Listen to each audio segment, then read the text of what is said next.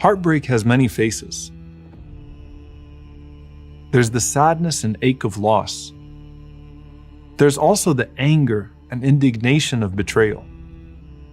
Why did Allah put such people in your life? Does He want you to feel like you've been crushed to pieces? Where's the purpose in that?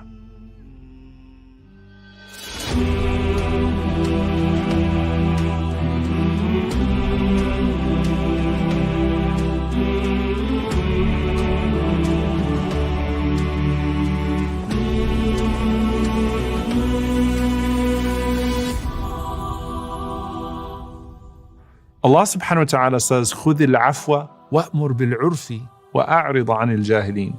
Be gracious, enjoin what is right, and turn away from those who act ignorantly. When this verse was revealed, the Prophet ﷺ asked Jibreel alayhi, what is this all about?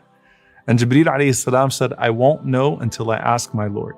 And he returns to the Prophet ﷺ, and he said, verily Allah commands you to reconcile with those who cut you off, to give to those who deprive you, and to pardon those who wrong you.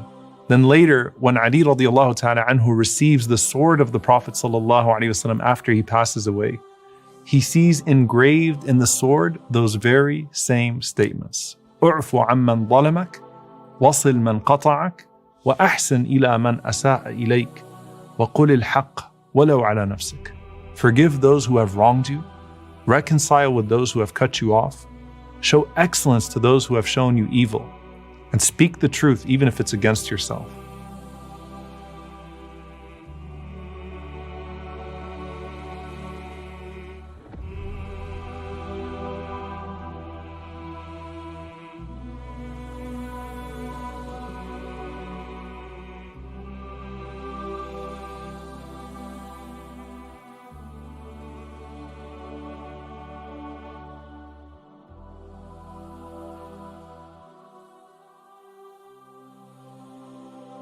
Allah in all of His glory and power inscribed upon His throne, my mercy overcomes my anger. And He sent His Prophet ﷺ, rahmatan lil alameen, who inscribes on his sword an object that's associated with violence, words about mercy. Being able to swallow anger and resentment and deal with people with grace despite the pain of betrayal and hurt is probably the easiest prophetic quality to admire, but the hardest one to attain. The forgiveness of Yusuf alayhi salam towards his brothers, the forgiveness of the Prophet sallallahu alaihi wasallam towards those that persecuted him, and all these stories of noble people that dealt with the worst of people. But this was the standard that Allah held the best human being after the prophets too. Abu Bakr as-Siddiq radiallahu ta'ala anhu. When a man slanders his own daughter, and that was a man he used to give charity to, Allah subhanahu wa ta'ala says, وَلْيَعْفُوا وَلْيَصْفَحُوا أَلَا تُحِبُّونَ أَن يَغْفِرَ اللَّهُ لَكُمْ. Forgive and pardon. Don't you want Allah to do the same with you?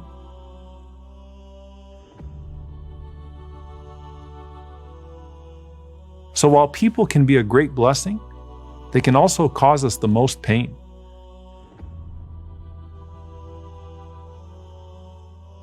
And Allah knows just how hard it is to not respond in kind. وَلِمَنْ صَبَرَ وَغَفَرَ إِنَّ ذَلِكَ لَمِنْ عَزْمِ الْأُمُورِ. Whoever has patience and forgives, then that is certainly of the matters that requires the greatest form of determination. Good character really shows in how you deal with people with bad character. Can you withhold yourself from foul language if someone has pushed all of your buttons? Can you still work tirelessly fi sabilillah even if you're getting no respect or recognition? Will you still serve the people even if they show you no gratitude? The family you can't stand, or co-workers that seem so evil, they have all been placed there by Allah's decree for a reason. So yes, truly evil people exist in this ecosystem for a wise purpose. You don't have to love the tyranny of the tyrant, but you know that the resilience within you was brought out by that tyrant, and the reward will be great. Even the presence of the shaitan is an opportunity for our elevation. So what then of everybody else?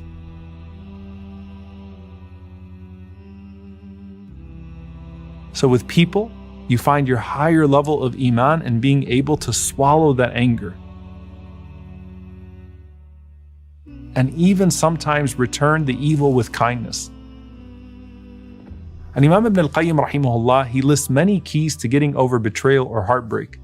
The first one, he says, is to realize that they too are tests, just like the tests of sickness and famine and drought and physical pain. And many people are able to endure those tests because they see them as tests. But when it comes to being wronged by others, they don't actually realize that that pain too was decreed by Allah subhanahu wa ta'ala as a test. The second key, he says, is to choose patience over revenge. He says sabr brings about a great reward. إِنَّمَا يُوَفَّى الصَّابِرُونَ أَجْرَهُمْ بِغَيْرِ حِسَابٍ. Verily, Allah rewards patience without measure. While He rewards good deeds in accordance with their good, Allah Azza wa Jal puts no limit on patience. And in this world, it brings about inner peace and contentment. Whereas revenge almost always leads to regret, and then maybe even the consequences of your own transgression in response.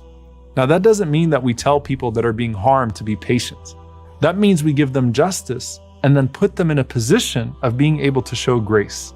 And we encourage them at that point to choose virtue over vengeance. And Imam Ibn al-Qayyim rahimahullah says the third key is to realize that by showing good to people who wrong you, Allah will show you His good despite your shortcomings and sins. And he quotes this beautiful poem. He says, مِنْ أَجْلِكَ جَعَلْتُ خَدِّي أَرْضًا لِلشَّامَةِ وَالْحَسُودِ حَتَّى تَرْضَى. That for your sake, O Allah, I put my cheek to the ground, to the one who insults me and to the one who's envious, all so that you can be pleased. SubhanAllah, it's one form of humility to prostrate our heads to Allah, but it's a whole nother level to place our cheeks on the ground figuratively for the sake of Allah subhanahu wa ta'ala. The next key is to achieve salamat al-sadr, to free your heart from grudges in a way that allows it to make peace with Allah's decree. Now sometimes you need to see an example of that to understand that it's possible, even if it doesn't seem like it at the moment. But talking to others that have gone through that before and learned how to not only cope but seek the reward is a major way to at least believe that you have that chance ahead. Because they too had their own friends who caused them pain, but eventually grew them in piety. There was once a man who entered a gathering and the Prophet ﷺ said, "This man is a person of Jannah." So Abdullah ibn Amr radiallahu anhuma, he follows him home to talk to him, thinking that he's going to be some sort of sage who prays all night and fasts all day. But as he speaks with him, he realizes that his station has nothing to do with extra deeds. It's because he cleared his heart of all grudges every night before he slept. That in and of itself is rewardable, but it also allowed his heart to be freed from the distraction of drama, the weight of a grudge, and all of the spiritual diseases that are born out of anger. And then the consumption with others that doesn't leave room for Allah subhanahu wa ta'ala in our hearts. The quality of that person's fajr with a clean heart is better than an entire night of qiyam with a heart full of hate. Sometimes all you need is time. Just like you had to learn to wait for the outcome of a dua, sometimes you need to wait a bit longer to let a wound heal before you can even begin to ponder upon the wisdom of that wound. Allah swears by the passing of time, wal-asr. And the Prophet ﷺ told us that Allah is ad-dahr, meaning Allah creates and controls time. The passage of time with patience can heal wounds and bring tranquility even to the most agitated of souls. And you may even get to a point where you can tell that story again and again and feel no pain, just perspective. There's no getting around the heart work that you have to do no matter what stage you're at in your heartbreak. Reflect on the story of Yusuf alayhi salam and his brothers. When do you think he actually decided to forgive them? Was it when he first saw them in Egypt after so many years? Was it when they came back for Binyamin? Or was his heart pure of all the barriers for forgiveness so that before he even met them, he already had that willingness inside to let go, even if his brothers didn't initially show that they really changed at all? And that's the ultimate key. Unlock your higher self when you witness the lower selves of others. رُبَّمَا كُنْتَ مُسِيئًا فأراك الإحسان منك صحبتك إلى من هو أسوأ حال منك. You might be in a bad state, then you're associating with one who is worse than you makes you see virtue in yourself. Otherwise, the heartbreak can turn into resentment, and resentment can turn into anger. And anger can make us do things that we regret for the rest of our lives and maybe even our afterlives. Ali radiallahu ta'ala anhu said about anger, أَوَّلُهُ جُنُونٌ وَآخِرُهُ نَدَمٌ. Its beginning is insanity, and its end is regret. There's a reason the Prophet ﷺ said to stay silent or to make wudu or to seek refuge in Allah when that anger starts to consume you. Because rage is from the shaitan, and shaitan is from fire, and can lead a person to burn themselves and others all around them rather than rise to a place of tranquility and inner peace. قل لن يصيبنا إلا ما كتب الله لنا هو مولانا وعلى الله فليتوكل المؤمنون.